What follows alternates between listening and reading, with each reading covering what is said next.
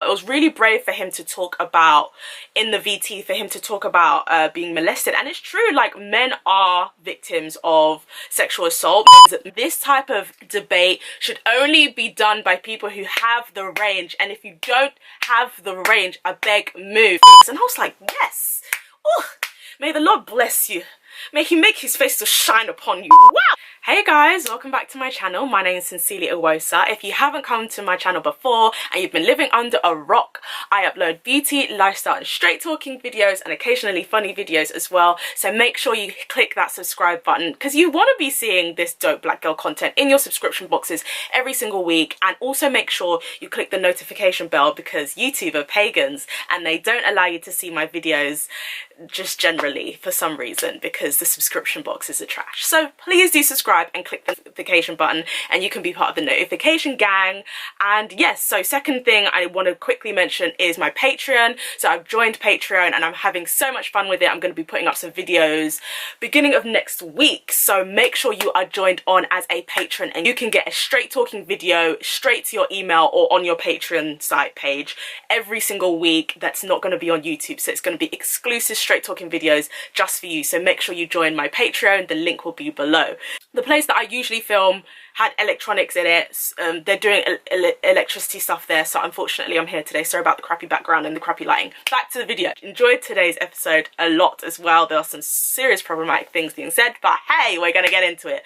So the episode started with Nunu, and just doing a quick recap, Nunu and everyone else pretty much apart from B Money, I think, in the jacuzzi. Yeah, I really respected Nunu and Esther's energy of just being wigless. I really respected the carefreeness and the authenticity of self. I liked that. Everyone was really relaxed. You could see that I think they're getting a lot more relaxed, like being around the camera. So there was also some crazy stuff about like people doing piracy, and like some people really thought they were making social commentary by being like, oh, black people, man, crabs in a bucket, can't let anyone enjoy things. Why have you got to now go and pirate, man? Why can't you just support your...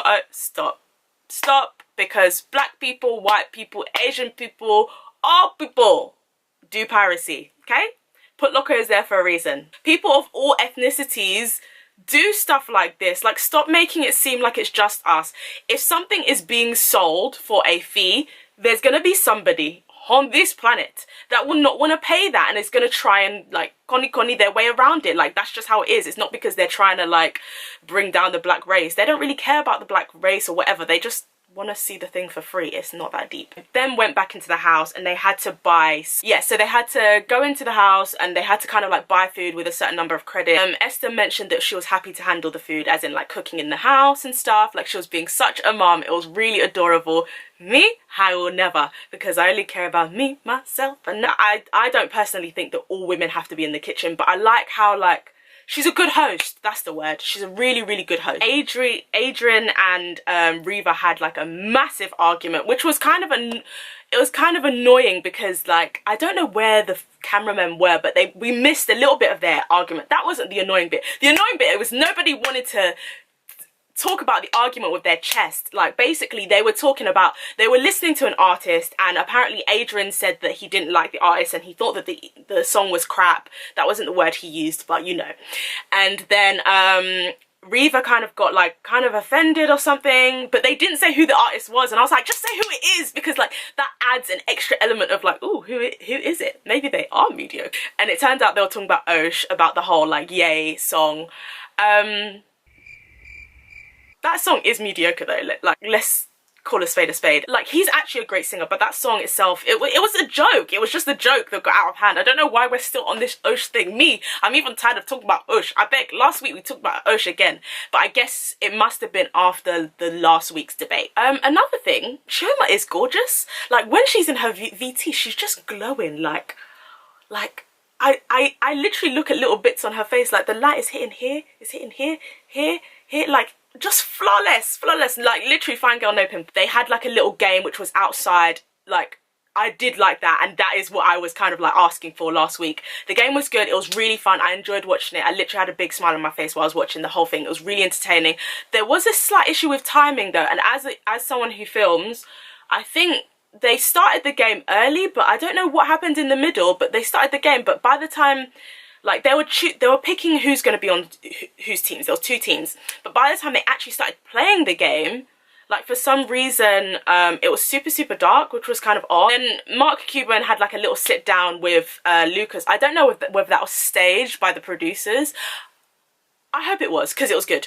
But anyway, so he had a little sit down with Lucas, and he was talking about how B Money was calling him a security guard, and that finished me. So like Mark Cuban was kind of like offended about that, and I think he was talking about someone else who he wasn't getting along with, but I wasn't able to deduce who he meant. I just wish everyone would just say who you're talking about, who you're angry about. Just say it. Like just do it with your chest. Like if you're gonna be on this show, like you're gonna have to like offend some people. They had like a discussion in the kitchen where they were talking about like passwords, and like Mark, I don't know why I keep on calling him Mark Cuban. Mark was talking about passwords and giving passwords to people, to your significant other, like boyfriend, girlfriend, whatever, and he was saying that you should, and then Chioma was just like, why should I? Like, it's really none of your business. And to be honest, sis, I agree. Why have you got my password? Like, I don't understand. Like, I also think that this argument is such a Twitter argument, and I'm honestly,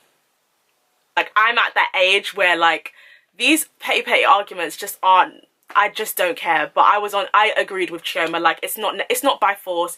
If you want to be able to hand your password and have her hand your password, you need to be with that a type of woman who's down for that. And if the woman you're interested isn't down for that, then move on to another woman. Like, women already outnumber this men on this planet anyway. You have options. Like NSG says, options, choose. Do you know what I mean? Like, after that, they had dinner. Esther was cooking in the kitchen, and Nunu was there. Esther was being really nice. She gave her Nunu food to eat. Esther cooked food for everyone in the house, and then they started having an argument because Esther said that she had seen Nunu say stuff online, and Nunu was adamant that she didn't know what she was talking about, and Esther seemed like she definitely, I don't think she had receipts, but she definitely was very sure that she had seen Nunu online talking crap about her and like having her in her mouth and stuff. There were no receipts, but the argument got so out of hand, and it was all mad because as Nunu was like, I don't give a about you, like I don't care about you, like you're not on my mind. Like as she was saying that, she was still eating the food that Esther cooked. The person's food is in your mouth as you're cussing them. Esther even said it. She was like, as my food is in your mouth, like you're cussing me. I was like, that's funny. As they went forward to the debate, they had a talk about, the debate was then based on should the Me Too movement change how we view sex. Now Esther basically said that men are afraid to be themselves. The only men, oh gosh, like those type of comments make it seem like when women make those comments, it's like, why are you caping for men? You shouldn't cape unnecessarily for that, whilst a lot of them are doing things that are oppressive. I was just like, the only people who should be afraid are predators. And she gave this really vague like example about someone looking at someone in the office for more than 5 seconds and how that can be classed as like sexual harassment. First of all, it can, but 2, women aren't stupid. Women are very aware of the difference between someone maybe just staring at food on your face and someone staring at your bum or your breast or looking at you in a very suggestive or sexual manner. Like, it's not rocket science, people. Like, it's not hard, because this type of debate should only be done by people who have the range, and if you don't have the range, I beg, move.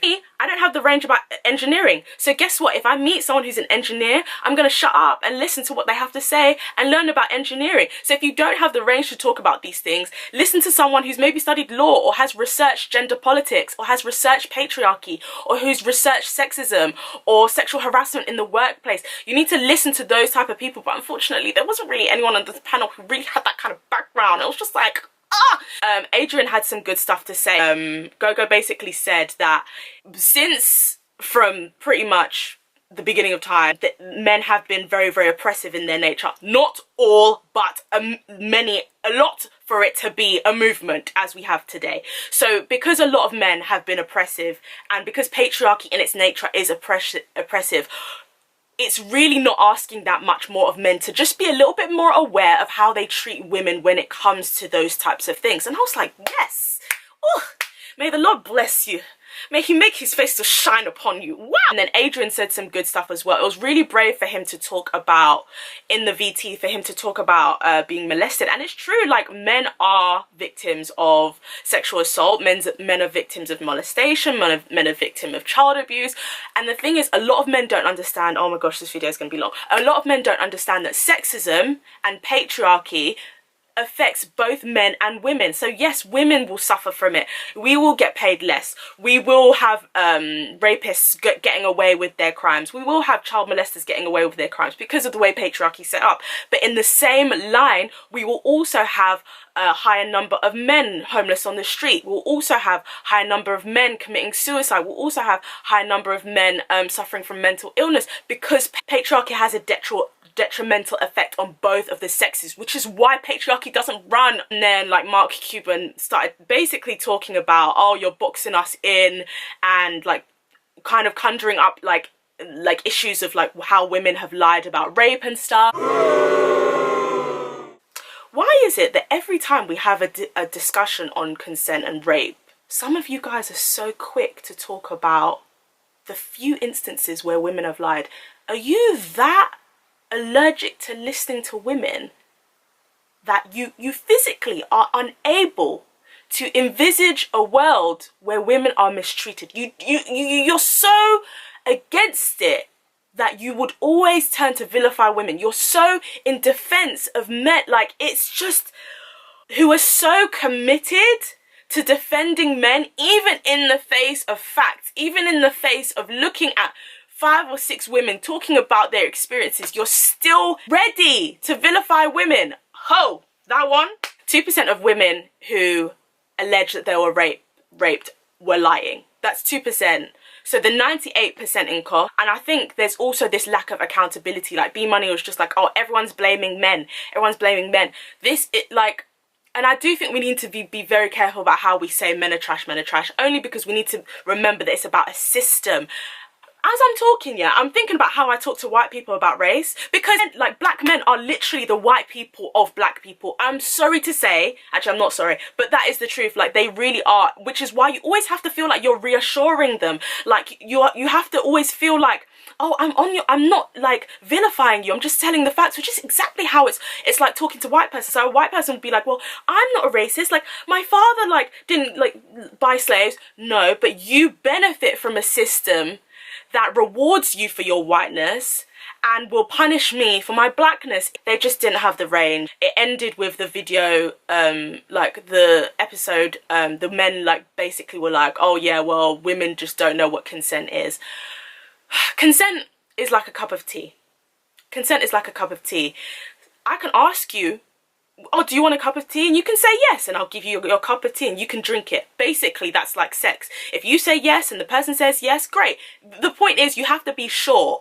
If you say, do you want tea? And the person says, well, I'm not sure. You can make the cup of tea and you can bring the cup of tea to the person, but it's up to them if they drink it. And if they don't drink it, you can't get mad and be like, oh, well, I've already made you the tea. Like, I'm already here with the tea, so drink it. So basically, like sex, if someone's like, if they're showing that they're not sure, then don't be offended when they now turn and say no, or they physically or verbally say no. So you have to be very, very aware of those things. If I say to someone, oh, would you like to come around mine for tea next week? And they say yes. And then when they do come to mine next week for tea, and they're like, I don't want tea, don't get mad at the person for not wanting tea. Don't go and like make them the tea. Don't go and like force the tea down their throat. They've come to your house. They said that they would come to your house to drink tea, but people change their mind all the time. Things can happen between last week and this week. It's the same thing with sex. CPS that they did on this very subject to consent. I think men are very, very defensive because of the privilege that this world has afforded them. Thankfully, there are men like Adrian and Gogo who are really like,